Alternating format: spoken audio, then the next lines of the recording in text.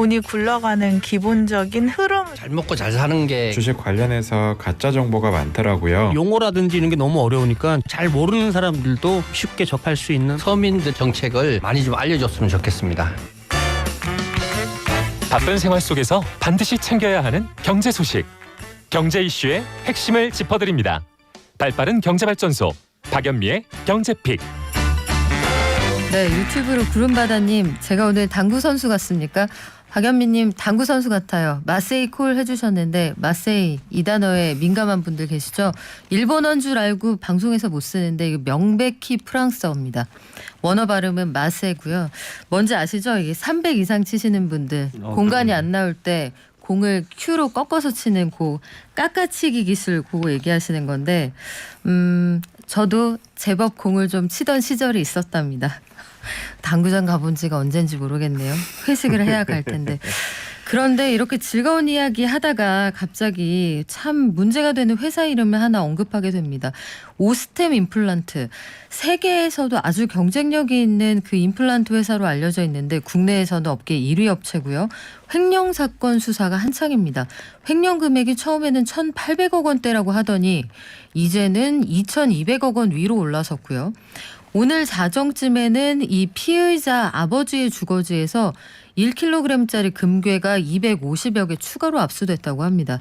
대체 이 사건을 어떻게 이해해야 할지 모르겠는데 법으로 돈의 천태만상 들여다보는 이변의 이런 이변이에서 알아보겠습니다. 한국사내변호사회 이완근 회장 나오셨습니다. 안녕하세요. 예, 안녕하세요. 진짜 회장님. 오늘은 진짜 이변인 것 같습니다. 아니 정말요. 이거 제가 법의 문외한이라서 그렇습니까? 아니면 이렇게 큰 돈을 네. 은행에서 어쨌든 뺐잖아요. 네. 자기 개인 계좌로 입금을 해서 빼서 썼다 넣었다 했다는 건데 네. 이거 저만 이상해요? 이거 가능한 겁니까? 아, 이게 원래는 있어서는 안 되는 일이 맞죠. 그래서 제가 이변이다 이렇게 말씀을 드렸는데요.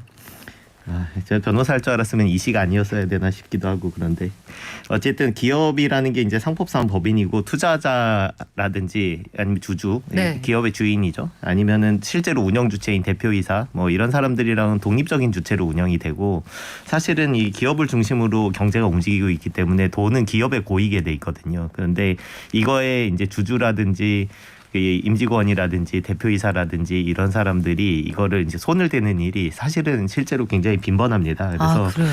예, 작년의 통계, 작년 9월 통계로 이제 2020년 통계가 잡히게 되는데 통계청 자료만 봐도 전국에서 업무상 횡령입니다. 그냥 횡령 말고 이제 업무상 횡령이니까 기업에서 발생한 횡령이죠. 업무상 횡령 발생 건수가 2,300건이 넘고요. 그리고 이 중에서 검거된 건수만 2,000건이 넘습니다. 아니 하루에 7건씩 있다고 생각하시면 되는 거죠. 그것도 당황스럽지만 일단 저는 이 사건 단초가 이해가 안 되는 것이 회사는 몰랐고 지금 경영진이 시켜서 했다는 것도 사실과 다르다고 회사 측은 얘기를 하고 있잖아요. 네네. 그런데 77년생 재무팀장 혼자서 네.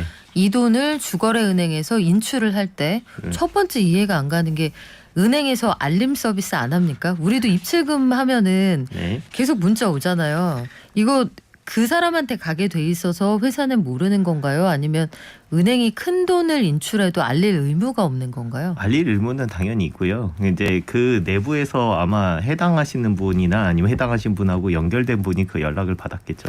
연결된 분이라 네. 수사도 아마 그런 쪽에서 아마 그런 쪽일 것 같습니다. 왜냐하면 이게 사건 규모가 아시겠지만 기업에서 일단 돈 입출금하고 하는 절차들이 다 그렇죠. 있고 표준화된 절차들이 있거든요. 근데 여기서 이런 문제가 발생할 수 있기 때문에 한 사람이 다 할 수가 없게 돼 있고 이렇게 여러 사람의 결제 단계를 거치면서 이렇게 이제 결제를 올리고 또 집행을 하고 그리고 그거를 관리해서 돈이 맞게 되는지 확인하고 이런 게 다른 주체에 의해서 이렇게 확인이 2중 3중으로 되게 이런 식으로 보통 자금 집행 과정이 관리가 되고 있어요. 근데 이게 왜 작동 안 했는지를 아마 수사에서 열심히 살펴보게 될 것 같습니다. 그러면 일단 거기서 관계됐을지도 모르는 사람하고 팀이 있었을 수 있다. 네네. 여기까지 이해를 했어요. 그러면 요런 경우에 대비해서 우리가 회계 감사라는 걸 하잖아요. 네네. 이게 또 시기별로 1년에 한 번만 하는 것도 아니고 네네. 회계 감사 과정에서는 왜 이걸 찾아내지 못했을까요? 그거는 정말로 약간은 사건을 정확하게 들여다보기 전에는 알 수 없는 내용이거든요. 그러니까 이게 안에 있는 사람들이 얼마나 연루가 돼가지고 회계법인이 이거를 찾아내지 못하도록 작업을 해가지고 회계법인이 이제 감사 서류를 할 때 사실은 회계법인 입장에서는 제가 회계법인을 편들려고 하는 건 아니고요. 회계법인이 들어올 때는 회사에다 이제 여러 가지 자료 제출 요구를 하고 그렇죠. 그 자료 제출에서 보관 요구를 하고 이래서 서류상으로 살펴볼 수밖에 없는 거거든요. 그러니까 그 서류를 이제 정교하게 꾸미게 되면 이제 회계법인마저 속는 경우가 생길 수가 있는데 이런 케이스인 건지 아니면은 회계법인이 결탁을 한 것까지는 저는 아니라고 생각을 하는데 회계법인이 꼼꼼하게 살펴봤었으면은 알 수 있었을 만한 부분이 있었는데 이 부분은 이제 저희는 이제 리글리전스라고 부르는데 이제 약간 넘겨봐가지고 네. 이렇게 발생한 사고인지 이 부분 역시 아마 수사 과정에서 밝혀질 거라고 보입니다. 그래요. 수사를 진행을 하고 있다고 하는데 말씀하신 것처럼 회계법인에서는 잔액 증명서가 조작돼 있었다. 네네. 이거를 뺐다가 회계 감사할 때만 맞춰놓으면은 이걸 찾아낼 방법이 없다 이런 얘기를 하던데 네네. 일단 이 뉴스 자체가 상장사에서 정말 최악의 횡령 사고라서 국민들에게 주는 충격도 큰데 실질적으로 이 회사에 투자하신 분들은 직접 피해를 보게 되는 거잖아요. 네네.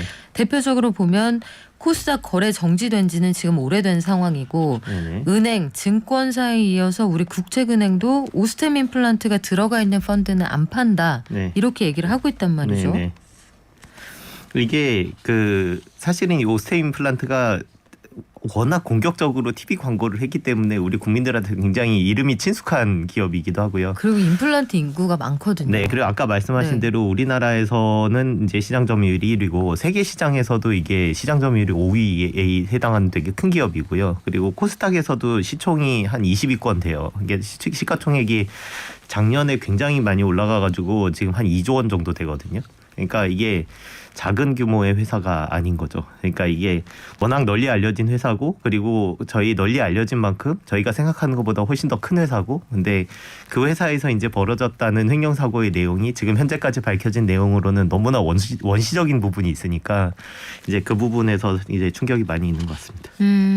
지금 횡령한 금액이 2,215억 원으로 늘어났습니다. 네. 그리고 피의자 아버지의 주거지에서 금괴를 250여 개 추가로 압수했다라고 하는데 네.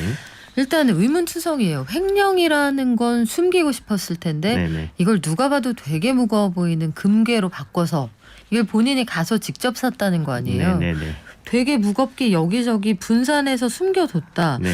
이거를 과연 이렇게 일이 벌어질 동안 경영진은 전혀 몰랐을까? 저는 이거는 합리적인 의심이 아닐까 싶은데요. 네, 그렇게 아까 말씀드린 대로 경영진이 몰랐느냐라기보다는 회사 안에서 과연 공모한 사람이 한 명도 없겠느냐 이제 이 부분에서 합리적인 의심이 발생할 수밖에 없는 사안이라고 생각이 누구이든 왜냐하면은 아까 말씀드렸듯이 굉장히 여러 단계로 자금 집행이 되게 돼 있는데 이게 자금 집행 부장 한 명이 어떻게 할 수 있는 일이 아니거든요. 그렇죠. 이 돈이 1,800억이 아니라 사실은 10억, 20억이라도 절대로 그렇게 한 명이 그 금액을 집행할 수가 없단 말이에요. 그럼요. 전결 구조가 그렇게 돼 있지를 않습니다. 일반적으로. 그래서 이제 그런 부분에 대해서는 굉장히 의문이 가는 사안인 것 같습니다. 근데 항상 조심스러운 게 도대체 누가 연루됐는지 전혀 밝혀지지 않은 상황에서 말씀드리려니까 저도 굉장히 답답하긴 하네요. 그래요. 그런데 우리가 가능하면 선의의 피해자를 줄여보고자 여러 가지 법적인 문제를 다각적으로 모색해 보는 건데 개인 투자자들은 지금 일단 거래가 정지돼 있잖아요. 네. 주식이. 네네. 이거는 다시 정상 거래가 될지 아니면 정말 안 좋은 상황에 상장 폐지로 가는 건지는 언제 결정이 나는 겁니까? 이게 개인 투자자들도 이 주식 자체가 작년에 워낙 좋았고 이 회사가 사실은 매출 실적이 계속 상승하는 되게 그 기업의 표면적으로 들어가는 실적이 굉장히 좋은 회사예요. 사실은 이렇다 보니까 개인 투자자가 한 2만 명 정도 있다 이렇게 알려져 있거든요. 네. 근데 이렇다 보니까 이제 이 부분에 대해서도 주목이 많이 되는데 이 횡령 사고가 상장 기업에서 발생하게 되면은 상장 적격성 실질 심사 대상이 되게 되거든요. 사고가 발생되면은 이제 사유 발생 15일 영업일 이내 이 사건 같은 경우에는 횡령이 밝혀진 날로부터 15일 이내죠. 네. 상장 적격성 실질 심사 대상을 결정하도록 돼 있어요. 그러니까 이게 상장을 하는데 적합한 자격을 갖고 있냐를 심사할지 안 할지를 정하는 거예요. 그 심사 결과가 그때 나오는 게 옥타곤 위에 아니고. 올려놓을 건지 말지를 그렇죠. 예, 결정하는 그게 15일이다. 그게 15일이에요. 15일인데 이제 이 사건 같은 경우는 그래서 24일까지 결정이 되는 걸로 돼 있고요. 다만 이제 필요한 경우 15일까지 연장될 수 있는데 이러면 이제 2월까지 이게 상장 적격성 심사를 받을 건지, 그러니까 즉 이게 증시 퇴출을 할 건지 말 건지 이제 이걸 정하는 의사결정 절차가, 그러니까 그 절차에 올릴 건지를 결정하는 네. 절차가 그때까지 진행이 될 거고요.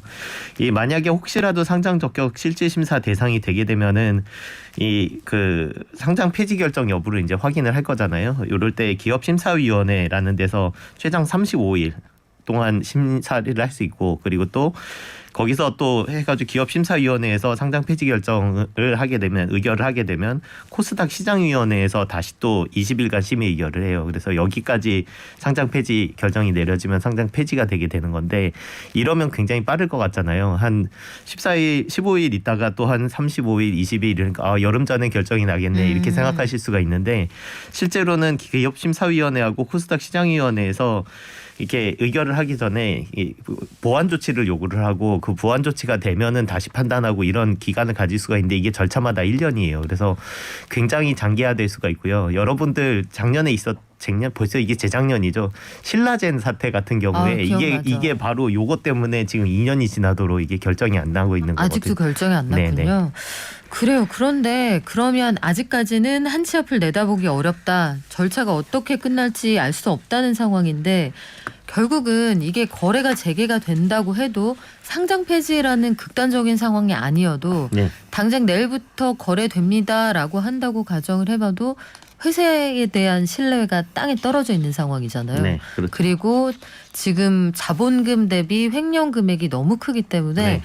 이게 주가가 떨어질 것이 자명한 상황이니 네네. 이 주주들은 피해를 보상받아야 될 텐데 네네. 방법이 있습니까? 이게 주주들의 피해는 말씀하신 대로 뭐 명약관화한 상황이고요. 일단은 횡령 사고가 발생했다는 것 자체가 일단은 굉장히 큰 주가 하락의 요인인데, 그렇죠. 이 회사가 워낙 잘 나갔던 회사고, 이게 아까 전에 코스닥 시총 22권 기업이다 이렇게 말씀드렸잖아요. 그렇다 보니까 펀드에 편입된 게 100개가 넘어요 지금. 그런데 이 펀드에서는 빠질 수밖에 없을 거거든요. 네. 이게 매매 거래가 이제 재개된다고 하더라도 이게 펀드 자체에서 컴플라이언스가 돌기 때문에 이거에 대해서 반대 매매로 다 결국은 편입 취소를 하면서 다 매매 물량으로 출하가 되면서 이제 아마 주가 하락은 당연히 예견되는 부분이라고 생각이 되고요. 이런 부분에 대해서 결국은 주가 하락에 의한 손실을 이제 주주들이 보전받을 수 있느냐 이런 부분이잖아요. 제가 지난 11월에 내부 통제 시스템이 안 네. 갖춰지게 되면은 소수주주에 의한 주주 대표 소송의 대상이 될 수 있다. 이걸로 인해 가지고 대표이사하고 특히 사회이사까지도 책임질 수 있다. 이런 네. 말씀을 나와서 드렸던 적이 있는데요. 근데 그때 당시에도 말씀드렸다시피 이 주주 대표 소송이라는 거는 회사가 그 잘못한 임직원한테 책임을 묻는 걸 안 하는 거를 대신하는 거라서, 요거를 한다고 하더라도 그 돈은 사실은 회사로 돌아가는 거지 주주 본인, 그러니까 손해를 본 사람한테 직접 돌아오는 건 아니란 말이에요. 그러니까 회사가 튼튼해지니까 간접적으로 주주가 이익을 볼 수는 있겠지만 주주가 주가 하락으로 본 손실을 배상받을 수는 없고요. 다만 이제 아까 전 항상 말씀드리지만 이게 사실관계가 확인이 안 돼서, 왜냐하면 너무 어이가 없는 사건이기 때문에 그러니까요. 사실이 뭔지를 알 수가 없거든요. 근데 회사 내부 시스템이 비정상적으로 작동하게 된 원인이 있을 거고요. 그리고 또 그로 인해서 허위 재무제표가 왜 어떻게 작성이 됐는지, 그리고 그거에 대해서 회계법인의 감사를 어떻게 통과할 수가 있었던 건지, 그리고 공시광장의 잘못은 없는지, 뭐 이런 여러 가지 따져볼 부분들이 있는데, 이거 이제 수사 과정에서 밝혀지는 내용을 기초로 이제 판단하게 되겠죠. 이런 부분에 이해 가지고 그 회사에 대해서 회사나 회사의 경영진이죠 결국은 고의 혹은 과실이 있는 경우에 주주들이 회사 관련 임직원을 상대로 부실 공시에 대한 손해배상 청구를 할 수가 있어요. 이게 대표적인 경우가 예전에 대우조선해양 최근 사건에서 네. 이런 사건이 있었거든요. 잘 아시듯이 이게 2013년, 24년도 이게 연도에서 이제 해외양 플랜트 사업에서 발생했던 대규모 손실을 숨겨가지고 실제로는 실제로는 굉장히 적자가 많이 났는데 한 2조 원 정도를 숨기고 그 이제 그 흑자가 났던 걸로 네네 그런 식으로 재무제표를 거의적으로 허위 작성한, 소위 말한 분식회계죠. 말씀하신 대로 이런 사안에서 이게 자본시장법 위반으로 해가지고 원고 239명이 제기했던 소송에서 법원이 손해배상 액을 인정했던 사례가 있거든요. 이때 인정했던 액수가 이제 이 주가의 정상적으로 회사가 경영했을 때 대비 주가의 하락폭, 이거에 대해서 책임을 물었어요. 근데 이게 이론적으로는 굉장히 간단해 보이지만 실제로는 굉장히 복잡하거든요. 왜냐하면은 도대체 회사의 주가라는 게 원래 고정된 게 아니잖아요. 그렇죠. 원래 오르고 내리는 건데 이 오르고 내린 것 중에 얼마만큼이 이것 때문에 발생한 손해인지를 떼어내는 작업이 굉장히 복잡합니다. 이 소송 자체는 기술적으로 굉장히 복잡한 소송이고요. 근데 어찌됐든 어려운 과정을 거쳤지만 실제 법원에서 이거를 손해로 인정했던 사례가 있고, 재밌다기보다는 시사점이 있는 거는 이때 회사만 책임을 진 게 아니라 요거를 원래는 정상적으로 감사를 했었어야 될 회계법인도 과실이 인정돼가지고 회계법인도 책임을 진 사례가 있었습니다. 그렇군요. 앞으로 수사 결과 지켜봐야겠습니다만 이 선량한 주주들의 피해 최소화할 수 있는 방안 당국에서도 좀 함께 고민을 해줬으면 좋겠습니다. 지금까지 한국사내변호사회의 이완근 회장이었습니다. 고맙습니다. 네, 감사합니다.